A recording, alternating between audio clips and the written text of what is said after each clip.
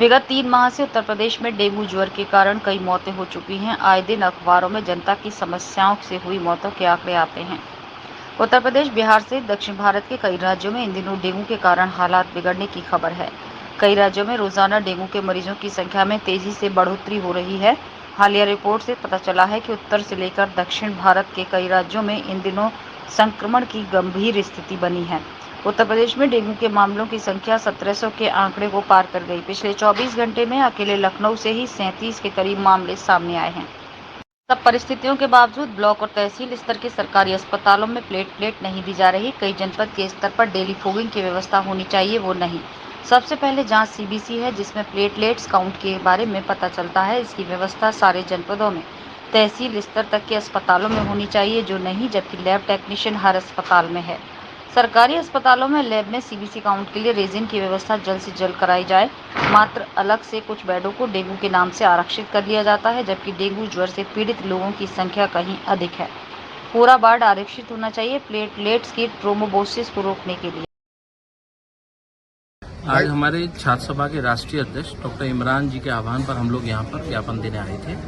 हमारी मांगे हैं कि उत्तर प्रदेश नहीं, पूरे भारत के अंदर डेंगू एक प्रकोप बढ़ता जा रहा है, जिससे लगातार मौतों के आंकड़े बढ़ रहे हैं, मरीजों के आंकड़े बढ़ रहे हैं। और उत्तर प्रदेश का स्वास्थ्य विभाग खुद वेंटिलेटर पे है। तो स्वास्थ्य विभाग संभालने वाले डिप्टी सीएम खुद अपने आप एक मरीज हो चुके हैं राजनीति का। सिर्फ अखबार में छपने के लिए वो छापे मारते हैं और कार्य बिल्कुल नहीं करते हैं। अस्पतालों की हालत मीडिया बंधु भी अच्छी तरह जानते हैं। कुछ दिन पहले ही देखा गया कि एक वृद्ध और विकलांग बाप को एक आदमी अपने कंधे पर डाल के ले जा रहा है। हमने ये भी देखा कि लाशों को चादरों में लपेट के लिया जाता है। हालत इतने खराब है, फॉगिंग की कोई व्यवस्था नहीं है, गंदा पानी चारों तरफ भरा पड़ा हुआ है, मलेरिया भी लगातार पैदा हो रहा है और सरकार के पास व्यवस्था नहीं है बेडों की। चंद बेड अस्पतालों में आरक्षित कर दिए गए हैं दिखाने के लिए, जबकि ये आंकड़ा उससे कई ज्यादा है। तो हमारी मांग है स्वास्थ्य विभाग से कि जल्दी जनता के हितों में फैसले ले, जल्दी काम करे। अगर नहीं मानेगी तो हम बड़ा आंदोलन करेंगे स्वास्थ्य विभाग के खिलाफ।